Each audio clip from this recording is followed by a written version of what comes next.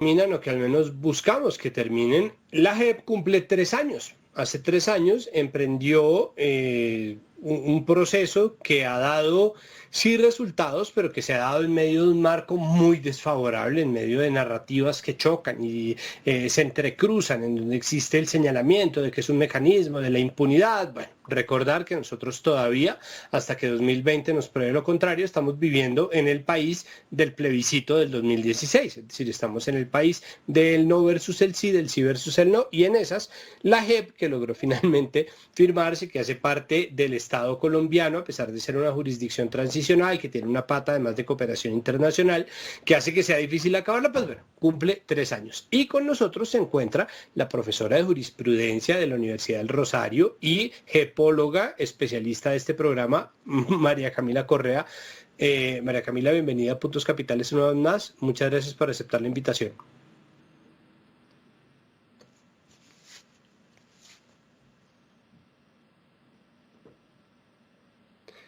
Buenas noches, Santiago. Buenas noches. Bueno, cuénteme. ¿Por dónde empezar? Bueno, lo primero es, Fernando Carrillo, Procurador General de la Nación, dijo que en los 3 años que lleva, la JEP ha entregado más resultados en torno a los crímenes cometidos en el conflicto armado que las Cortes y el sistema judicial en todos los años anteriores. ¿Eso es cierto? ¿Es además comprobable? Digamos, no me atrevería a decir que esa afirmación tal cual es cierta. Lo que sí es verdad, digamos, es que creo que la comparación se está haciendo frente a los lapsos del tiempo. Que la JEP, digamos, a ojos del procurador saliente, ha hecho un trabajo mucho más nutrido y más rápido en el poco tiempo que lleva operando, que son ya casi 3 años, frente digamos, al trabajo que han hecho en la justicia ordinaria, fiscalía y otras cortes en unos lapsos de tiempo muchísimo más grandes. Nosotros hemos hablado sobre cómo pues es muy difícil acabar la JEP, ¿no? A pesar de que se está intentando constantemente acabarla, pues tiene cooperación internacional y financiación internacional. Es muy difícil de verdad que eso vaya a pasar. Mm, Dos preguntas con base en eso. La primera es, ¿qué efecto tiene la fuerza que se le hace en contra de la JEP si la JEP no va a acabar?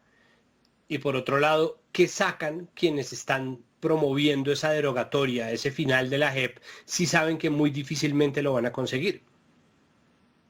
Pues en primer lugar, yo creo que lo que se genera, digamos, con promover una derogatoria y con, digamos, generar un discurso anti-JEP es em, ampliar o, digamos, hacer más fuerte la polarización que ya existe.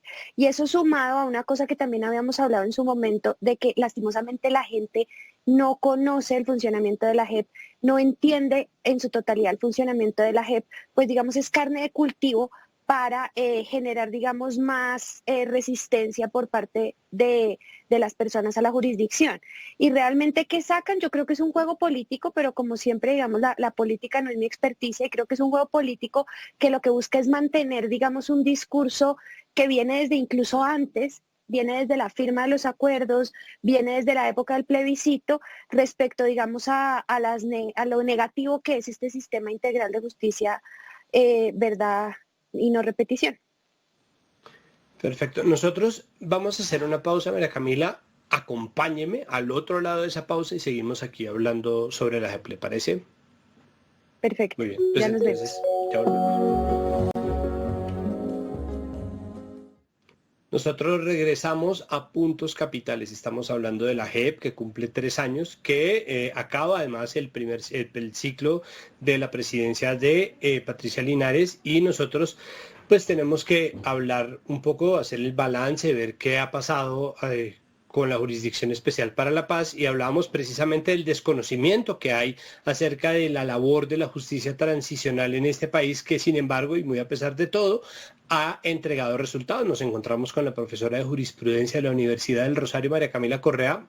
María Camila, existe, no sé si esto existe, corríjame si me equivoco, pero existe la posibilidad de determinar el carácter que Patricia Linares le entregó o le dio a la JEP, y siendo así, ¿Cuál fue ese estilo? ¿Cuál es ese perfil? ¿Y qué se podría esperar de la gestión de Eduardo Cifuentes? No diría yo que existe algo como el carácter que le imprimió la jurisdicción, precisamente porque la labor de ella fue montar la jurisdicción desde cero. O sea, hace 3 años, cuando el comité de selección nombra a la magistrada Patricia Linares como presidenta, le encomendó una labor titánica y era montar una jurisdicción que estaba montada sobre el papel, traspasar eso que estaba en el papel a la vida real. Y eso fue una tarea titánica durante estos años. Hoy Patricia Linares deja una jurisdicción funcionando al 100%, que no solamente está compuesta por las salas de justicia y el Tribunal para la Paz, sino por una unidad especial de investigación propia de la jurisdicción, un grupo de análisis y contexto de la jurisdicción y con todo, digamos, el funcionamiento administrativo a través de la Secretaría Ejecutiva, valga la redundancia, funcionando, todo el tema de asesoría para víctimas y comparecientes, asesoría jurídica y sobre todo, digamos, deja las salas y los tribunales ejerciendo sus funciones, conociendo de los procesos que deben conocer y lo más importante es que deja 7 grandes casos abiertos, iniciados y 1 o 2 de ellos, según entendí hoy en la rendición de cuentas que ella misma hizo, 1 o 2 a punto de ser cerrados por la sala de reconocimiento este año. Entonces, en ese orden de ideas, yo creo que hablar de que ella le imprimió un carácter a la JEP no es acertado. Lo acertado sería decir que ella fue la encargada, digamos, de liderar el inicio de la Jurisdicción Especial para la Paz, que sin lugar a dudas no fue una tarea fácil.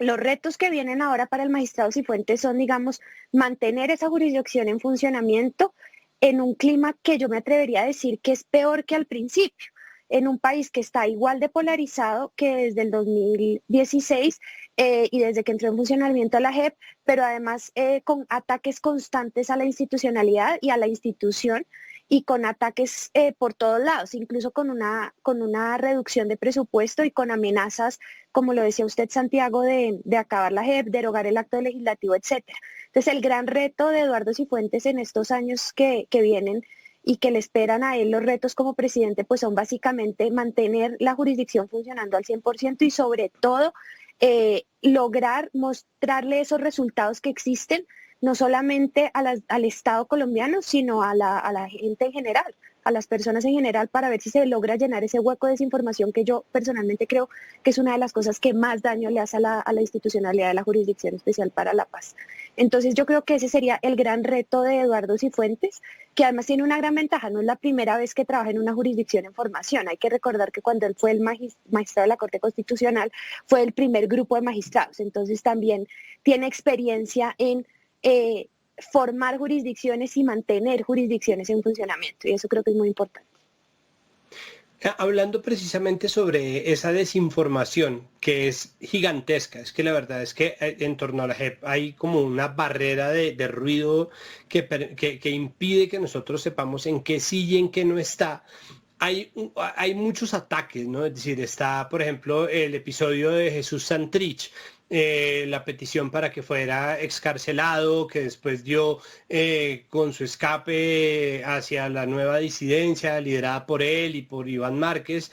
Está el caso eterno que siempre resuena de la Rosa Blanca, entonces el caso de la Rosa Blanca y su presencia. Entonces, ¿qué papel realmente cumplen estos ataques? ¿Son ataques fundados? ¿Cómo se solucionan estos problemas o no tienen por qué solucionarse? Ayúdeme un poco a hacer claridad. Sobre todo estos 2 casos son los que a mí más me suenan.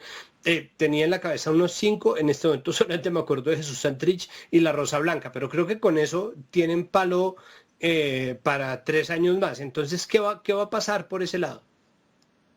Pues digamos, lo que pasa con Santrich, digamos, en general la gente lo conoce relativamente bien, es que hay, digamos, unas tensiones frente a su libertad y en última instancia quien termina concediendo la libertad es la Corte Suprema de Justicia, porque quien le negó la libertad en su momento, quien le emitió la orden de detención no era competente para eso por la circunstancia especial que él tenía, que en ese momento era congresista y estaba aforado. La Corte dijo, esto no es competencia de usted, es mía, revocó todo y iba a iniciar el proceso desde cero. y en el procedimiento que hay en la Corte, para aforados, digamos, no se puede ordenar la detención preventiva, igual que en el proceso, digamos, que maneja la Fiscalía, por decir algo. En ese orden de ideas, esto generó mucho ruido y creo que la desinformación estuvo en explicar como todos los pasos que se dieron en el caso Santrich, y que en última realmente la JEP hizo lo que podía hacer en ese caso, que era abrir el incidente de incumplimiento y sacar a Santrich de la JEP, lo que implica que este sujeto nunca va a ser beneficiario de los beneficios de la justicia transicional, porque incumplió los acuerdos, incumplió uno de los más importantes, que era no volver a las armas, ni volver a delinquir. Y entre más grave sea el incumplimiento, más grave es la sanción, y en este caso se aplicó la más grave. Creo que la JEP en ese caso hizo lo que tenía que hacer, que era sacarlo, digamos, de la jurisdicción. El problema es que también, y creo que eso lo hablábamos antes también, la gente, ni la propia jurisdicción, ni el Estado, ni las personas estaban esperando que fuera a haber un incumplimiento de esas dimensiones tan pronto. Pero de nuevo, creo que el escándalo que se generó en torno al tema de Santrich también se fundamenta en la falta de información que se tiene frente a lo que hace la JEP y en los procedimientos en la JEP. El tema del caso de la Corporación Rosa Blanca, pues radica en el hecho de que los comparecientes de las FARC no han mostrado ninguna intención de reconocer que fueron perpetradores de violencia sexual y que además fueron perpetradores de violencia sexual en sus propias filas. Eso no es nuevo. En pocos conflictos armados los perpetradores han reconocido violencia sexual. Los perpetradores, bien sean agentes estatales o agentes paraestatales, reconocen muertes, reconocen masacres, reconocen los crímenes más atroces, pero por alguna razón, que es básicamente, digamos, la indignidad que implica la violencia sexual, no la reconocen. Y eso sí es un problema, digamos, porque si no se reconoce la violencia sexual de la que fueron víctimas las mujeres y las niñas en el conflicto, incluidas las excombatientes de las FARC, pues esa historia del conflicto, esa verdad tanto judicial como histórica no va a quedar completa.